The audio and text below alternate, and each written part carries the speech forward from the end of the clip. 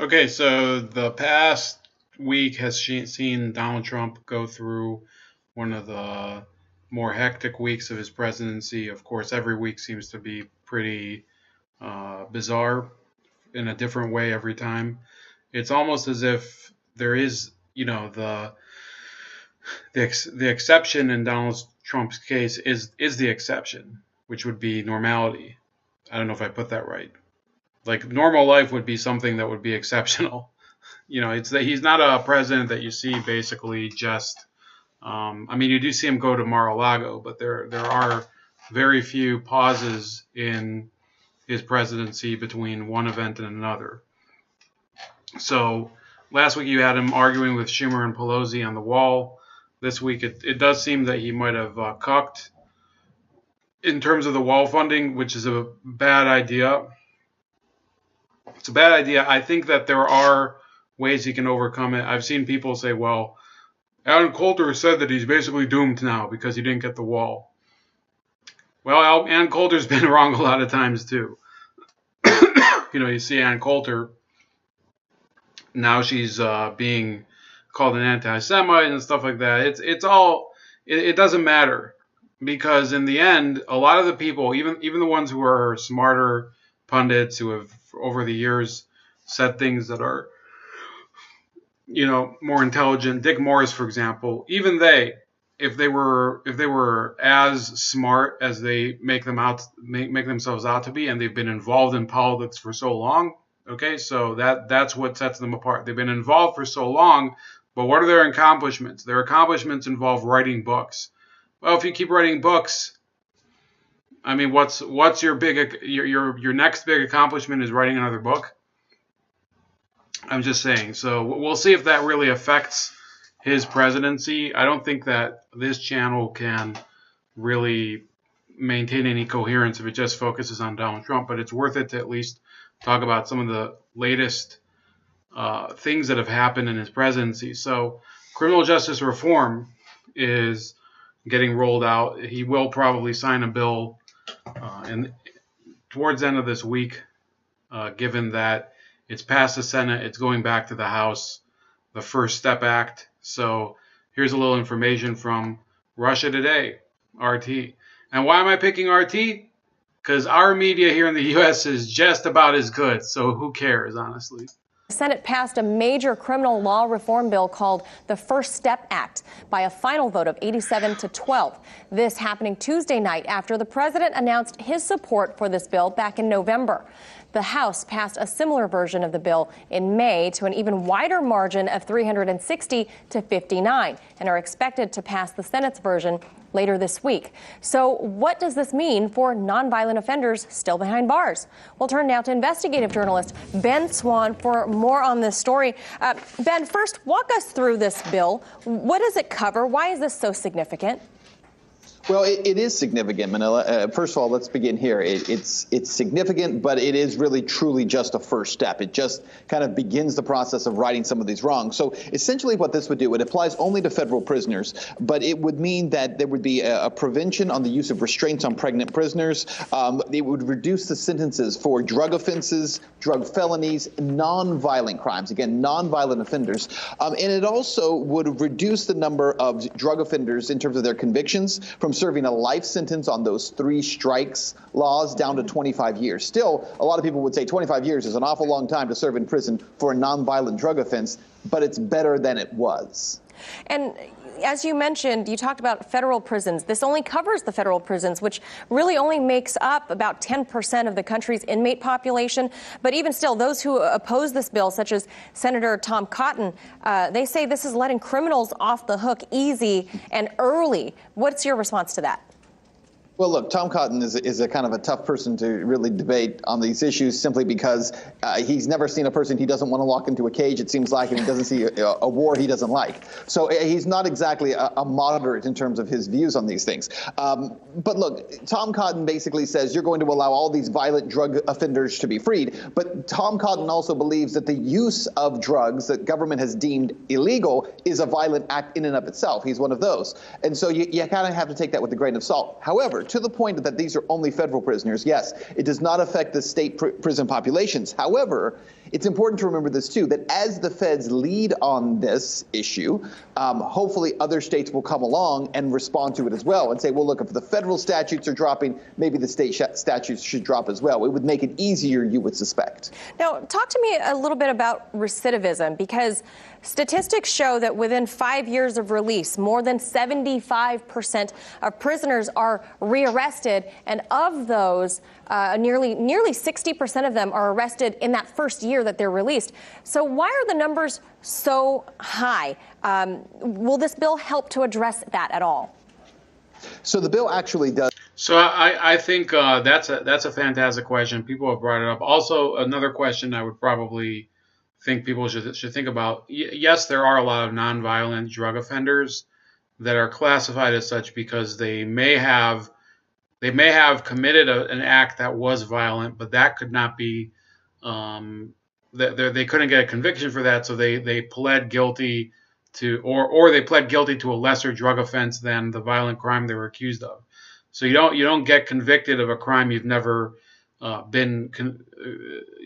don't get convicted of a crime that the charge is dropped for. That's very simple. So the fact is that there are ways for violent criminals who were never convicted of their violent crime to get out of prison a little earlier. Of course, that's kind of it's a logical trap over there, if you think about it. They might have committed a violent crime that they were not convicted of. So what are you going to do about that? You can't pardon or give clemency to somebody for something that they were not convicted of. So that's a risk that you do take, and people have to understand that, even as we do have to remember that a lot of these drug offenders are actually nonviolent totally. They never committed an attack against somebody else. Another issue, talking about the recidivism, about 2 months ago I went downtown to meet a friend of mine at a German bar, and on the way there I was walking from my car, and there was a homeless guy that was there who just gotten out of prison, and was telling me that he was basically out of prison the previous weekend, nowhere to go, nobody in his family wants to see him. Basically, some of these people commit another crime because they don't have another place to go. They don't have any career prospects. They've never, they're not prepared for life outside of prison, and there's nobody close to them that really wants to help them address their needs. They're basically grown orphans.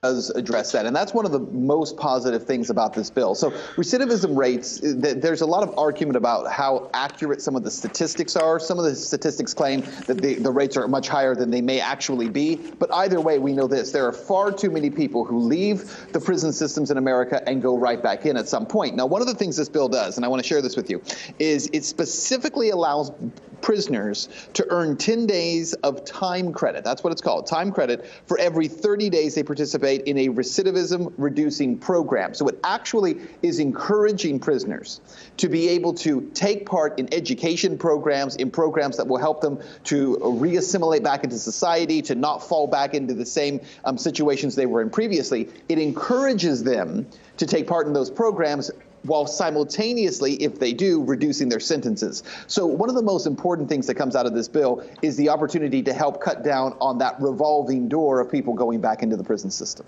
Still a lot of work to be done in that sphere, Ben, as well as in private prisons. But we'll talk about that another day. Thanks so much, as always, Ben Swann.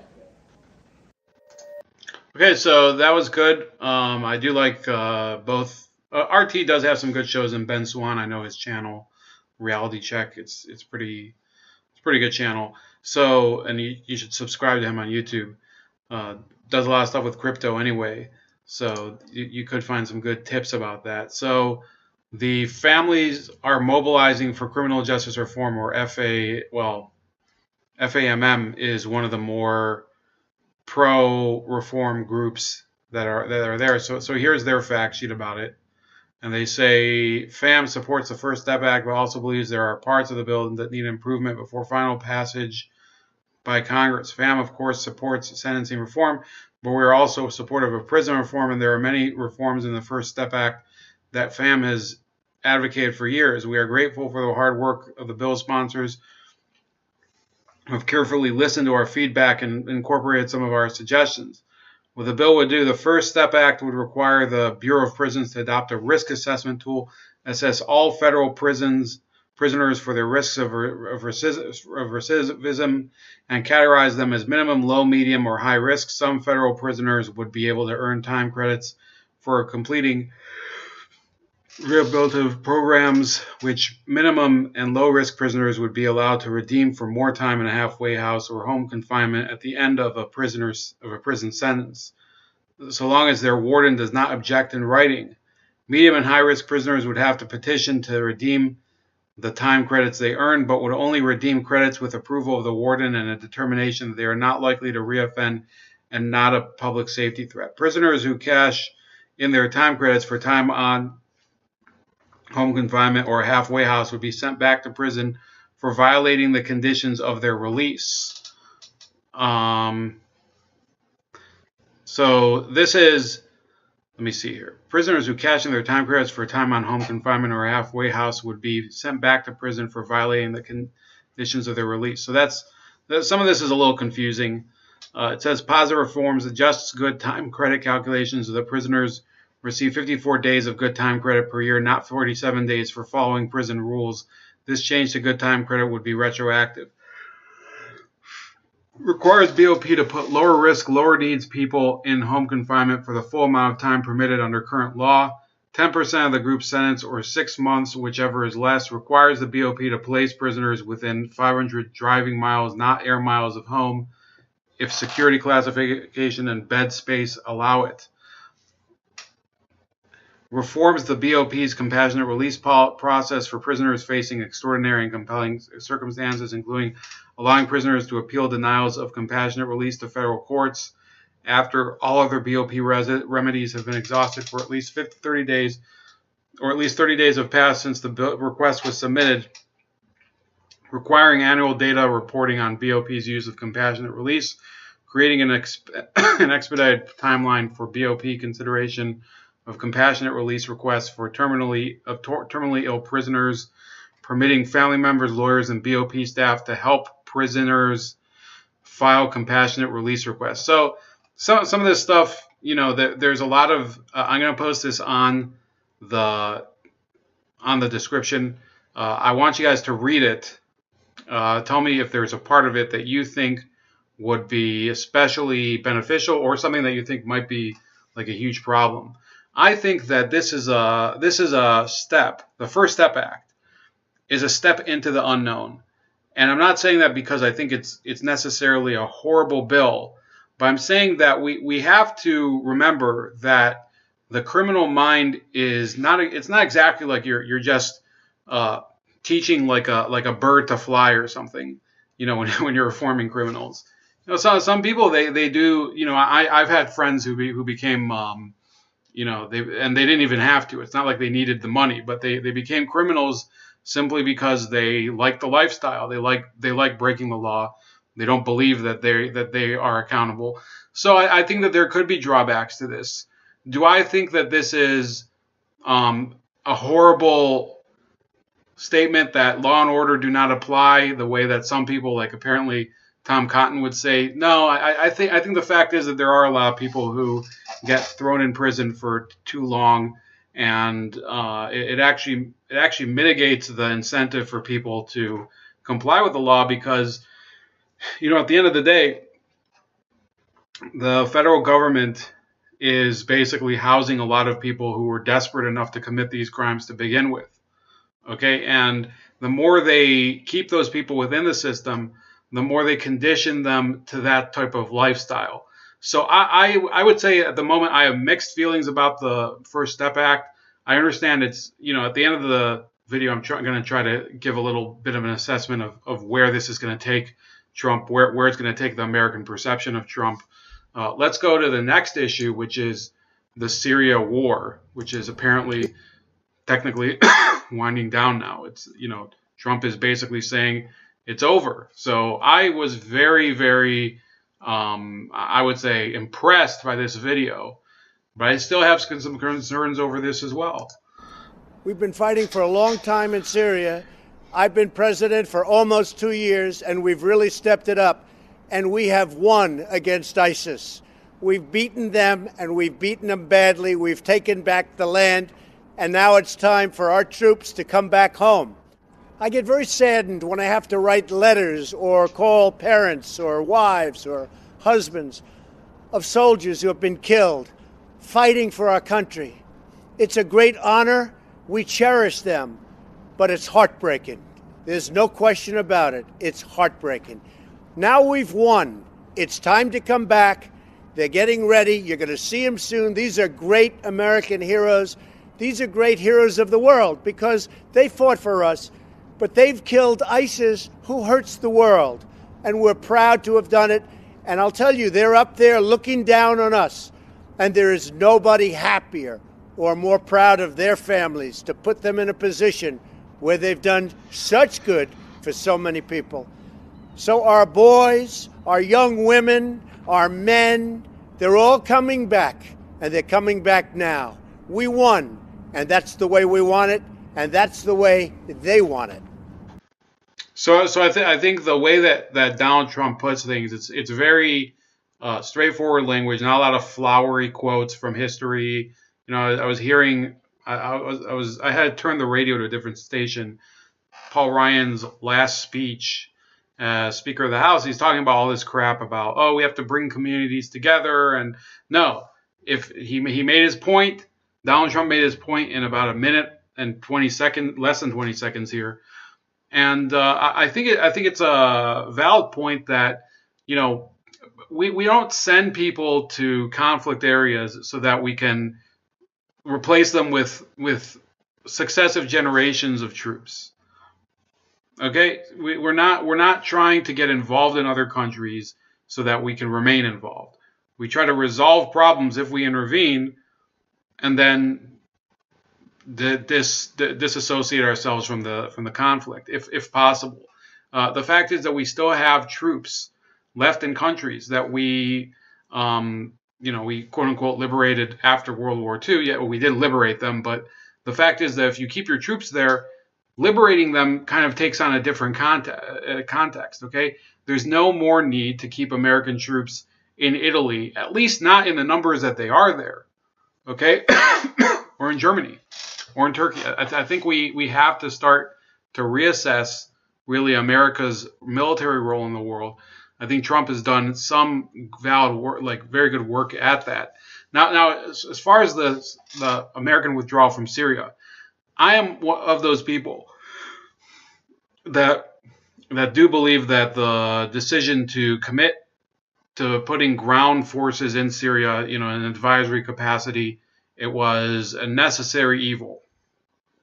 And the fact is that, if President Obama had intervened back in 2012, back in, maybe even 2013, but certainly prior to Russian direct intervention in Syria, I think we would have been involved in a full-blown manner in a war against Assad.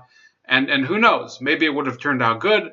Maybe it would have turned out just as bad as Iraq. It's better to hope that something like that doesn't happen from now on. I don't think that the U.S. would benefit at the moment from being involved in Syria, especially not against the government right now, any more than it is already. The one drawback that I'm seeing, and I'm not going to say that this means we should remain in Syria, but the Kurdish population there would probably be just decimated by the Turks and also the Syrian government. The reason being that the main ally, the main direct ally of the U.S. in Syria was the Syrian Defense Force. We can look up their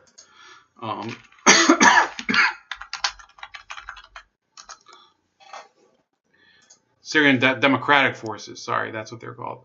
So you can see this is the map of where they are. This is the Euphrates River, and it almost acts as like a border between the rest of the country and the area where they're active. And you can even see the Kurdish text of their name. Hezbollah Syria Democratic, and then this is I believe in Assyrian. So this is a group that I think they were key in repelling the ISIS insurgency in Syria. It sets a bad precedent to betray these people without some sort of repercussions. So I would hope that Donald Trump would provide them with some sort of manner that they can combat any attempts to encroach and possibly overrun their territory, because the Kurds have honestly been abused by all of the other countries in the region. Okay, they've been abused by Syria, Iraq, Iran, and Turkey. Those are 4 countries that they're all involved in the Syrian war. However, we can't fight an entire war on behalf of a non-state ally. So I'm not sure what to do about that. I think it's a problem. I don't think that it justifies leaving a major force in Syria indefinitely.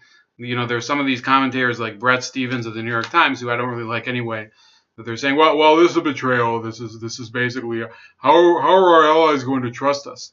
Look, some of our allies are good characters, people like the SDF, but some of the other people in Syria that the U.S. was associated with, that there's documented evidence that they gave arms to, are jihadists. So we have to recognize that it's not our domain to decide what's going to be the fate of those countries, and in many cases we're just making things worse. So please like this video, subscribe to the channel, subscribe to me on BitChute and CocoScope. Also, please look at my other social media presences below, Gab Minds, and of course some of the traditional social media, and I'll talk to you guys later.